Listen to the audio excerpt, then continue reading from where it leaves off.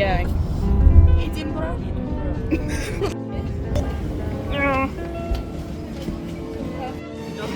Yeah, where is Dublin? I don't think so. I have a question. What are you guys most excited about in Edinburgh? Spending time with my girlies. That is such an annoying Cowies. answer. Yes. Just to spend time with people I love. Oh, I don't. I'm love excited for the you. cows. The cows, the really fluffy cows. Was that In Highlands. Edinburgh? No, We're I'm not going taking to the that back. Highlands. Ironbrew. No, that's not even Scottish actually. There it is. No, it's first found in Jamaica. Shit. Yeah. She is filled with the most useless information. We're going to be so sophisticated with all of our like niche theatre knowledge by the end of this. I have no theatre knowledge. No, but like we'll But be you able, will we by the probably end of will. this, yeah. Like, we're going to see like lots of really cool stuff made by really cool people. How have you done?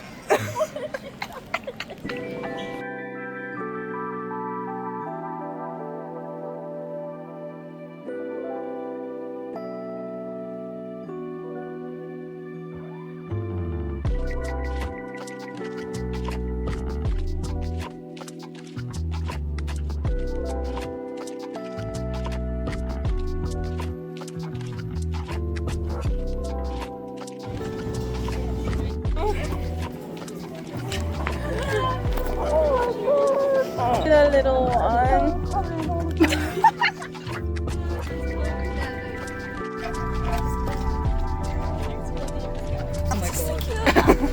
Jesus, stop it.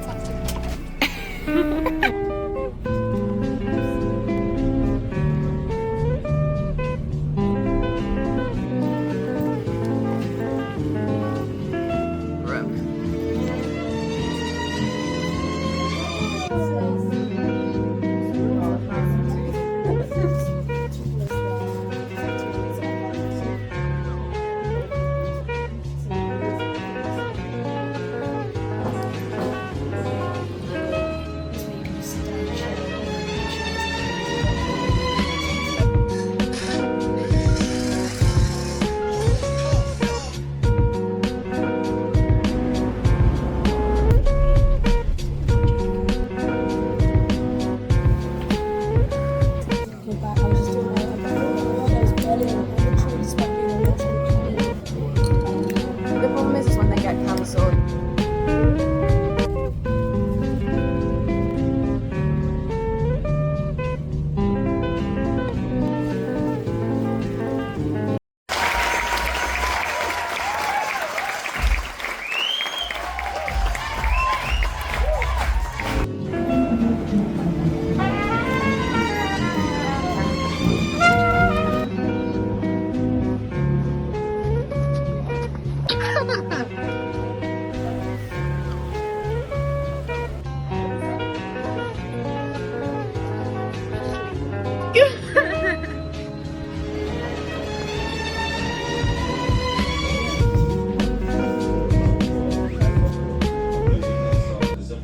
Katie, tell me how you are about to meet your idol, Potty the Plant. Have you seen the icon?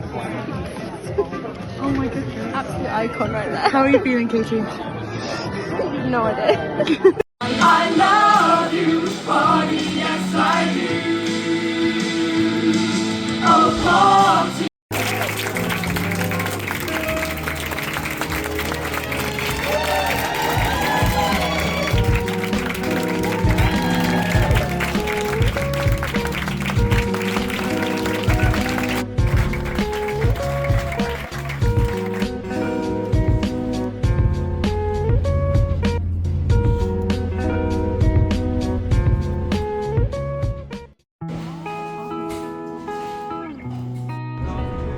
And this is Captain Dave's house, so we kind of. Oh, they were just like all the time though. Please mind the gap when alighting from this train. Some team cake and team biscuit stickers. We're also giving away Jaffacakes for donations to the Edinburgh Food Project. And tell people to come to our show. There's not a talk about it. I think we've done enough now. I think we've done enough now. I think we've done enough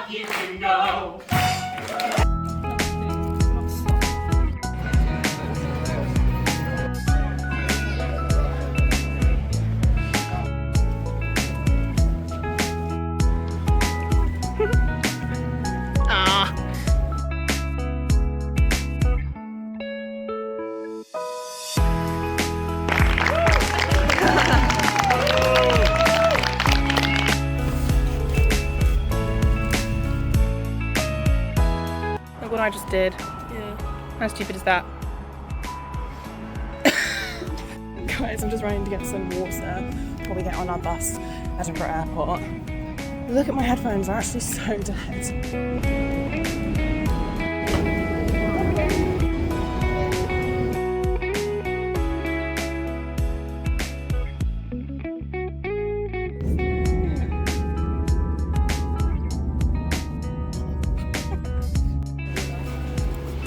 Right then, let's review the Edinburgh Fringe shows that I was very lucky to see. So as you guys can see, I am obviously no longer in Edinburgh. We flew in yesterday and we got here late last night. So that was a very long day for me. That was like a 13-hour travel day, which was a bit much, I can't lie. But I woke up in literal paradise. It's like the nicest day ever and it's so warm, and I decided, even though the order might be a bit messed up because I'm literally practically in the sea, I thought it was such a nice day. I could do it in my bedroom, but like, that's kind of boring. Anyway, I need to stop yapping. This is my little trusty book. I can't remember who gave this to me, but I was a present and it's the best thing. Yeah, I've got lots of like random leaflets because when we were going around Edinburgh, obviously, everyone was like, come see my show. This is like all the shows that we wanted to see. Also, I don't really know what you can see and what you can't see because I know that the sun is in a really annoying spot, so I'm actually sorry. I can't do much about the sun, I'm afraid. Anyway, this page is like us just planning out what we wanted to see. Because as we all know, Rachael's neurotic. Okay, so the first show that we saw is called Lady Macbeth Plays Wing Defence. We saw this on the morning of the second day in the video, but it was our first day in Scotland. And it was an Australian musical, and I am a really avid follower of Mickey J Theatre. He's really one of the only main theatre content creators, I'll say. He does like really good reviews and I really like his content. I watched Mickey J Theatre's video recommending which shows to go to, and I literally wrote down what sounded the best and pitched them that, and I said to my friends, we should so do that, and they were like, okay. So we actually did that, which was fab. Oh my god, it's literally so hot, I'm gonna explode. Lady Macbeth Plays Wing Defence, and it's an Australian musical. Love an Australian musical. And it's Macbeth, but it's a women's basketball team, and it was really good. Like, it was really good. I think I gave it 3 stars. 3 out of 5 is pretty good. Like, I really enjoyed it. I thought the music was really catchy. I thought the choreography was, some of it was quite good, some of it was a bit trying to be Sabrina Carpenter, but it didn't really work because there were too many of them. And it was my first show that we saw on the Fringe. So I made some notes, obviously, because we love a neurotic girly. The team was called the Dunsinane Hellhound, and the coach was Coach Duncan, which I thought was so funny. Opens on 8 players. It's very strong singing. And I said they're fighting to be best on the squad. They're a year 11 basketball team. And there was so much like high school nostalgia in just the way it had been written really well, and the girls all knew their characters really well. I'd never played basketball in school, but it was very nostalgic of, like, you know, my netball and lacrosse playing days, which I despised, but it was still very nostalgic. The theatre we were in was pretty full. It was one of the bigger stages we went to. Graphics were really good as well. It was just the outline of a basketball court, and the lyrics were also on the screen, which was so useful because it showed an understanding that in a new musical it can be quite difficult to listen to the singing, understand the singing, and then not miss what's coming, just because it's obviously singing rather than just speaking. And obviously the echoes and stuff aren't very helpful. So that was really good and showed a real understanding. There were lots of humour and quotes from Macbeth, like you go from like teenage girls having a random conversation to suddenly a massive monologue. Like it was funny, but I'm not sure it was intended to be that funny. Because sometimes they'd be talking about something really dark and deep, but people were laughing, and I don't think that was intentional. So I think it mostly worked, but didn't always work. So Lady Macbeth was Mac, who's played with Wing Defence. She didn't get the captaincy. I really wanted the captaincy, and it was about her journey. And of course it was very unlike the original story of Macbeth because, oh my god, my leaflets have just flown all over the place. I mean, obviously it was very unlike Shakespeare's Macbeth, besides the fact they were all a basketball team. It was very unlike that story because Lady Macbeth actually had a redemption arc. So very High School Musical-esque, and there were lots of different references which I liked. There was a Descendants reference in the lyrics Rotten to the Core, and the Three Witches were the Dagger Divas, which I thought was funny, but I think they should have had the same song. This is what Gabby said actually. The Dagger Divas only had one song, and they could have done with two, because it was like funny the first time, and the second time was like, is this really the same song?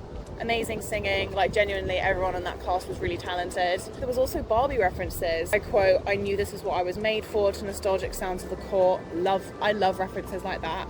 Most beautiful when singing together. So it was when you get that really, really magic harmony rather than like the solo stuff. The solo stuff was a bit weaker. I personally like the sound of harmonies best, and that's why I like girl bands more than people when they go solo. "We love women in sport" was a massive quote from that one, and it was both funny because the only thing I heard all the way through secondary school was, it wasn't "we love women in sport," is "we love women in STEM," which was what I was told, and I hated science, so it didn't go very well for me. I wish I'd heard "we love women in sport." I wish that agenda had been pushed more rather than, anyway, but it was still, it was still on the same wavelength. Each character is well developed and full of personality, and I think it's possible to identify with each of them. They weren't allowed much outside like their kind of rigid characterization. It was a bit narrow really, but again, with something like that, like it was only like an hour long, there's not really much you can do with those kinds of characters, so I still think it was done really well. So yeah, 3 stars, good music. And I think it's also amazing that it came all the way from Australia. Just made it that bit more impressive and also that it had been extended as well. We saw it on one of the extension days. The second musical we went to see was Potty the Plant. Before anyone went on, I spent my time waiting for it to start, just staring at the set, and I thought the set was actually really cool. There was a potted plant pot on the table, which was obviously a puppet. There were lots of posters on the walls, signs on the fridge. Why get health insurance when you could get a gun? Like, obviously it was satire. There were it was one of the craziest things I've ever seen, and not in a good way. I haven't seen anyone agreeing with me. I seem to be the only one who thinks this. So maybe I've got it wrong. Maybe it's just not for me. Like, obviously this is just my opinion. Like, I'm not claiming that my opinion is better than anyone else's. I just thought it was not very good. It was like a sinister CBeebies presenter vibe. They made the joke about like being ginger, like ginger being a disease, and I laughed the first couple of times, but then the joke, it was like one of the main jokes, and it was running throughout the entire thing, and by the time it was like the 8th or 9th joke they made, I was sitting there like, maybe I'm being too sensitive. It's possible. Okay, the best thing I've ever seen is Potty in his tap shoes. That was the best bit. Maybe I just didn't get it. Maybe it just wasn't for me. And I know that Fringe is very like hit and miss, but because I'd heard good things, I was really ready to love it, and I didn't. So it definitely puts in perspective the West End shows, like Evita, for example. I'm sorry if Potty the Plant's your favourite and I just didn't get it. Nothing I can do about that, I'm afraid. The next show I went to see is The Queen is Mad. Now, this was advertised as 6 meets Sondheim. Now, the amount of show, it was actually kind of funny, like walking around the Fringe, so many of the shows were like, this is the new 6, this is the new Hamilton. It was in a tiny venue. It was another one of Mickey Joe Theatre's recommendations, although he did recommend Potty the Plant, but he'd never seen it. So anyway, The Queen is Mad, in a very, very intimate theatre, literally like, I reckon 35 people were there, maybe less. It was accompanied by a piano, and I gave it 4 stars. I absolutely loved it. It was not like 6 at all, except it was in the same time period, I guess. It was about Catherine of Aragon's sister, and it opened on her as a statue and someone explaining her life, and it obviously had that cyclical structure, and I feel like it was a bit of a worn out concept, like, oh, here's a historical figure, they've been like they've been shunned and people don't like them, but maybe if we bring back their humanity through a really good like soundtrack and emotion, they can reclaim who they really are, and everyone will see that they're actually a good person, not how history has portrayed them, because history is written by the victors. That is a very tired concept. Hamilton, 6, it's tired. Everyone does it. But it didn't feel tired when I was watching it. I wasn't rolling my eyes like, oh, here we go again. I didn't feel like that at all. It was done really well. The lady who starred in it had a beautiful, beautiful voice, and the whole thing had a clear purpose, because it was about Joanna the Mad, Joanna La Loca. There was clearly something to explore. Why is she Joanna the Mad? Why is she Joanna La Loca? In my A-levels, I learned that it was because that she went mad because she loved her husband so much. That's not what the musical suggests. It just suggests that she was used by the men around her, and she really desperately wanted to try and make a difference, but she was stopped at every turn because no one wanted her to interfere, kind of thing. And I don't know which one's more historically accurate, but it really does make you think, and it also makes you question the narrative that's being strung. And I think that's always valuable, to like question what you're being told as truth. I just wrote down some of the lyrics. There's a fire in my mind.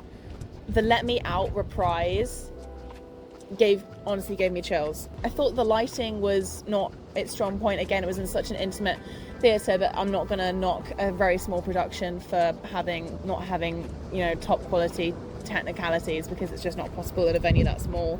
And a lot of it was about what people were saying about her rather than what was actually happening.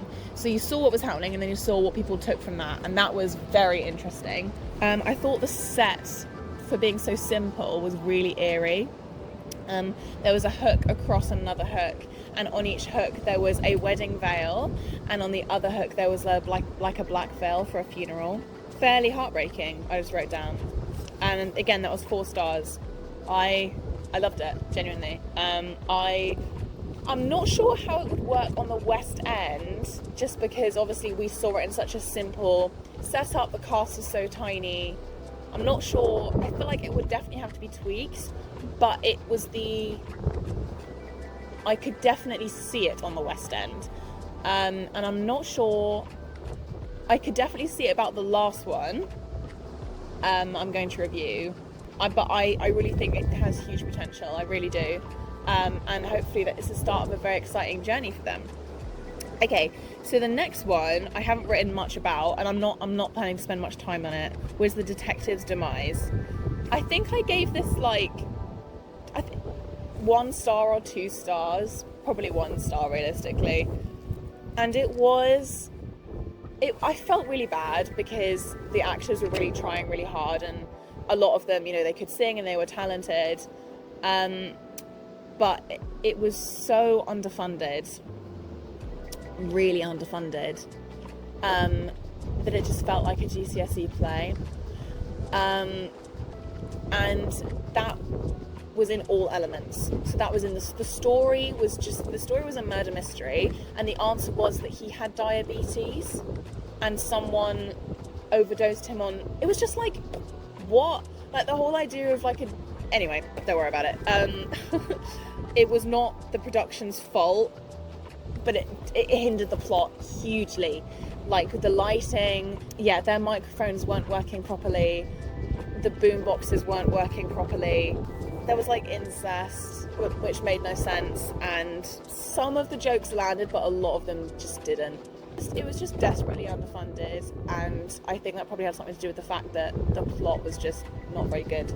So I don't really want to dwell on that, because I could sit here and rip it apart, but at the end of the day, I'm not going to sit here and tear apart something that just didn't have enough money, because I don't think that's fair. Okay, next up is Jaffacake the Musical. I had heard so much buzz about this one.